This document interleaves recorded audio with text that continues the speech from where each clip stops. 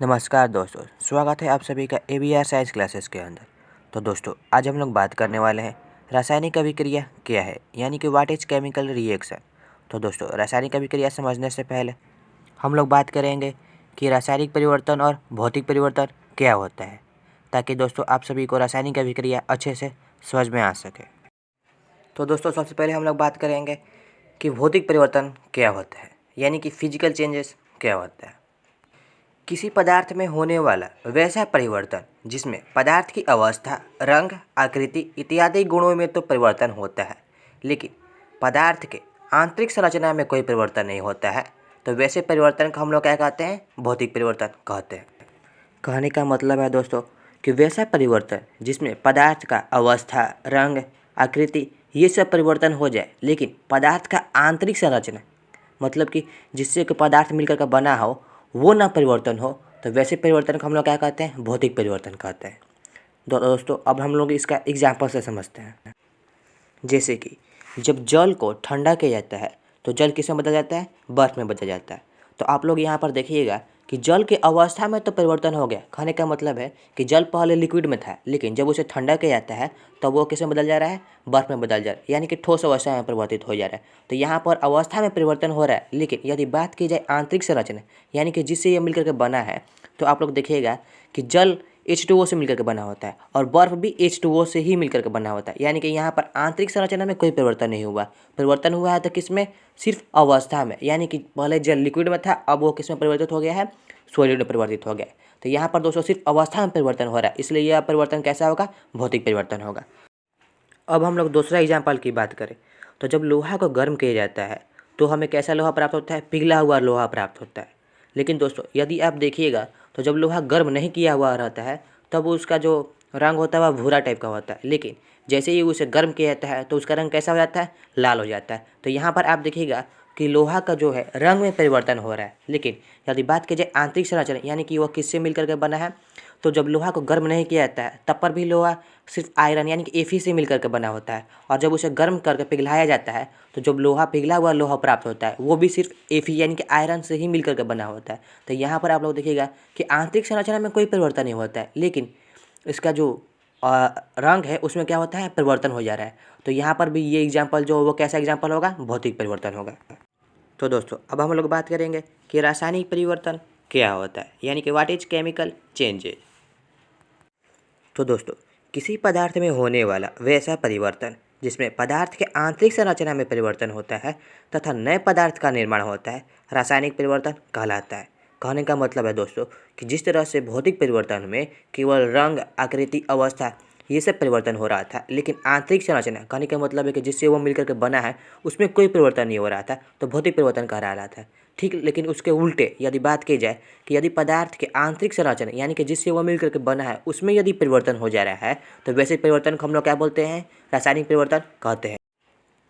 तो दोस्तों, यदि इसका एग्जाम्पल की बात की जाए तो एग्जाम्पल होगा कोयले का जलना। कोयला का जलना कैसे परिवर्तन है? तो रासायनिक परिवर्तन है। ये कैसे? तो देखिए दोस्तों, जब कोयला जलता है तो कोयला किससे मिलकर के बना होता है? कार्बन से मिलकर के बना होता है। तो जब कोयला को हम लोग जलाते हैं तो कार्बन ऑक्सीजन से संयोग करके क्या बनाता है? कार्बन डाइऑक्साइड बनाता है। यानी कि यहाँ पर आप देखिएगा तो सीधे सीधे उसके आंतरिक संरचना में ही परिवर्तन हो जा रहा है। कहने का मतलब है कि जो कोयला पहले सिर्फ कार्बन से मिलकर के बना होता है, लेकिन उसे जब जलाया जाता है तो किस में परिवर्तित हो जा रहा है? कार्बन डाइऑक्साइड में परिवर्तित हो जा रहा है, यानी कि उसके आंतरिक संरचना में परिवर्तन हो जा रहा है। तो इसलिए यह परिवर्तन कैसा होगा? रासायनिक परिवर्तन होगा।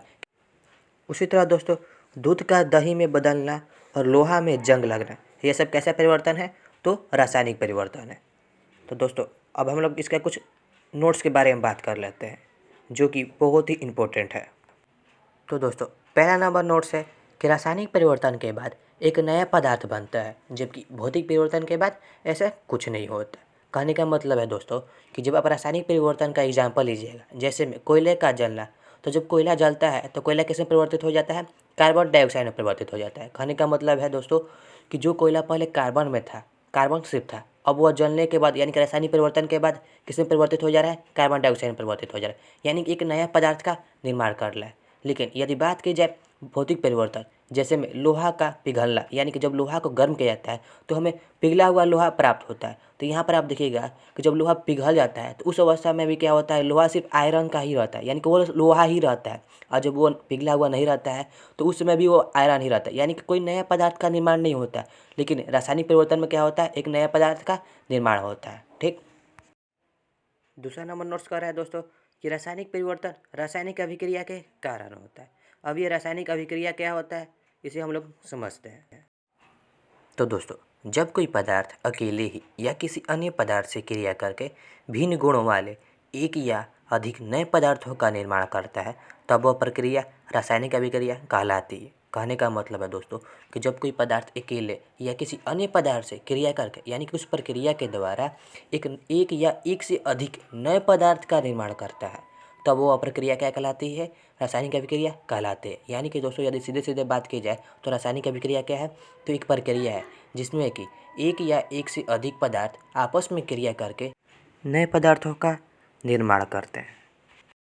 जैसे में दोस्तों हाइड्रोजन जो है यह क्लोरीन से क्रिया करके, यानी कि एक प्रक्रिया के द्वारा हाइड्रोक्लोरिक अम्ल का निर्माण करता है। कहने का मतलब है दोस्तों कि जो हाइड्रोजन है वह अपना एक अलग पदार्थ है और क्लोरीन जो है अपना एक अलग पदार्थ है, लेकिन ये दोनों आपस में एक प्रक्रिया के द्वारा क्या कर रहे हैं, एक नए पदार्थ का निर्माण कर रहे हैं। वो भी किसका, तो हाइड्रोक्लोरिक अम्ल का निर्माण कर रहे हैं। और जो हाइड्रोक्लोरिक अम्ल का गुण है वह क्या है, इन दोनों से अलग है। यानी कि हाइड्रोजन जो है वह गैस है, क्लोरीन क्या है, गैस है, लेकिन हाइड्रोक्लोरिक अम्ल क्या है, गैस नहीं है, वो एक अपना अलग पदार्थ है, यानी कि उसका क्या है, एक अपना नया गुण है। तो ये जो प्रक्रिया के द्वारा एक नए पदार्थ का निर्माण कर रहे हैं, इसी प्रक्रिया को हम लोग क्या कहते हैं, रासायनिक अभिक्रिया कहते हैं। यहाँ पर आप दोस्तों देखिएगा तो हाइड्रोजन और क्लोरीन दो अलग अलग पदार्थ हैं, लेकिन एक क्रिया के द्वारा क्या कर रहे हैं, ये एक नए पदार्थ का निर्माण कर रहे हैं। लेकिन यदि आप जब इसका अगला एग्जाम्पल देखिएगा तो उसमें ये दिखाया गया है कि जो कैल्शियम कार्बोनेट है ये अकेले एक ऐसा पदार्थ है जो कि एक प्रक्रिया के द्वारा दो अलग अलग नए पदार्थों का निर्माण कर रहे हैं। तो दोस्तों यहाँ पर जो जिस प्रक्रिया के द्वारा ये लोग नए पदार्थों का निर्माण कर रहे हैं, उसी प्रक्रिया को हम लोग क्या बोलते हैं, रासायनिक अभिक्रिया कहते हैं। अब दोस्तों रासायनिक अभिक्रिया में कुछ नोट्स है जिसको आप लोगों को याद कर लेना है। जैसे में रासायनिक अभिक्रिया में भाग लेने वाले पदार्थ अभिकारक कहलाते हैं। यानी कि दोस्तों यदि इस अभिक्रिया की बात की जाए तो इस अभिक्रिया में हाइड्रोजन और क्लोरीन क्या कहलाएंगे, अभिकारक कहलाएंगे। क्यों, क्योंकि ये जो हाइड्रोजन और क्लोरीन है ये आपस में क्रिया करके हाइड्रोक्लोरिक अम्ल का निर्माण कर रहे हैं। यानी कि हाइड्रोक्लोरिक अम्ल का निर्माण होने के लिए सबसे पहले हाइड्रोजन और क्लोरीन आपस में क्रिया कर रहा है। यानी कि अभिक्रिया में सबसे पहले हाइड्रोजन और क्लोरीन आपस में क्या कर रहे हैं, भाग ले रहे हैं, तब जाके हाइड्रोक्लोरिक अम्ल का निर्माण हो रहा है। इसलिए दोस्तों यहाँ पर जो हाइड्रोजन है और क्लोरीन ये क्या कहलाएंगे, अभिकारक कहलाएंगे। उसी तरह से यदि दूसरा एग्जाम्पल में बात की जाए तो यहाँ पर आप देखिएगा कि जो कैल्शियम कार्बोनेट है ये क्या कहलाएंगे, आपके अभिकारक कहलाएंगे। क्योंकि जो कैल्शियम कार्बोनेट है यही आपका क्या कर रहा है, एक प्रक्रिया के द्वारा कैल्शियम ऑक्साइड और कार्बन डाइऑक्साइड का निर्माण कर रहा है। यानी कि दोस्तों कैल्शियम को कार्बोनेट जो है ये सबसे पहले आपका अभिक्रिया में भाग ले रहे हैं, तब जाके आपका क्या हो रहा है, कैल्शियम ऑक्साइड और कार्बन डाइऑक्साइड का निर्माण हो रहा है। इसलिए जो कैल्शियम कार्बोनेट है वो क्या कहलाएगा, आपका अभिकारक कहलाएगा। यानी कि दोस्तों यदि सिंपल तरीका में बात की जाए तो अभिकारक जो होता है वो क्या होता है, आपका अभिक्रिया के बाईं तरफ उपस्थित होता है। यानी कि दोस्तों अभिक्रिया के बाईं तरफ जो भी पदार्थ उपस्थित होता है वो क्या कहलाता है, अभिकारक कहलाता है। जैसे में यदि पहला एग्जाम्पल में बात की जाए तो हाइड्रोजन और जो क्लोरीन है ये क्या है, आपका तीर चिन्ह के बाईं तरफ उपस्थित है, तीर चिन्ह के बाईं तरफ उपस्थित है। इसलिए हाइड्रोजन और क्लोरीन क्या कहलाएंगे, आपका अभिकारक कहलाएंगे। उसी तरह से यदि दूसरा एग्जाम्पल में बात की जाए तो जो कैल्शियम कार्बोनेट है ये आपका तीर चिन्ह के क्या है, बाईं तरफ उपस्थित है। इसलिए कैल्शियम कार्बोनेट आपका क्या कहलाएंगे, अभिकारक कहलाएंगे। यदि दूसरा नोट्स की बात की जाए दोस्तों तो दूसरा नोट्स कह रहा है कि अभिक्रिया के फलस्वरूप जो पदार्थ का निर्माण होता है उसे प्रतिफल कहते हैं। यानी कि दोस्तों अभिक्रिया के बाद जो पदार्थ का निर्माण होता है उसे क्या कहते हैं, प्रतिफल कहते हैं। जैसे मैं दोस्तों यदि एग्जाम्पल नंबर फर्स्ट में यदि बात की जाए तो जो हाइड्रोक्लोरिक अम्ल है ये आपका क्या कहलाएगा, प्रतिफल कहलाएगा, क्योंकि ये अभिक्रिया के बाद बन रहा है। उसी तरह से एग्जाम्पल नंबर सेकंड में जो कैल्शियम ऑक्साइड और कार्बन डाइऑक्साइड है ये आपका क्या कहलाएंगे, प्रतिफल कहलाएंगे, क्योंकि ये जो है आपका अभिक्रिया के बाद निर्माण हो रहा है। यानी कि दोस्तों यदि सिंपल भाषा में बात की जाए तो अभिक्रिया के बाईं तरफ जो पदार्थ उपस्थित होता है उसे अभिकारक कहते हैं, और उसी तरह से अभिक्रिया के दाईं तरफ जो पदार्थ उपस्थित होता है उसे हम लोग क्या कहते हैं, प्रतिफल कहते हैं। तो तो दोस्तों आई होप कि आपको रासायनिक परिवर्तन, भौतिक परिवर्तन, रासायनिक अभिक्रिया और अभिकारक और प्रतिफल अच्छी तरह से समझ में आ गई। तो दोस्तों मिलते हैं एक नई वीडियो के अंदर। और हाँ दोस्तों, यदि आपको ये वीडियो अच्छी लगी होगी तो वीडियो को लाइक कर दीजिएगा, चैनल को सब्सक्राइब कर दीजिएगा और शेयर करना बिल्कुल भी मत भूलिएगा। तो दोस्तों मिलते हैं एक नई टॉपिक के साथ और नई वीडियो के अंदर।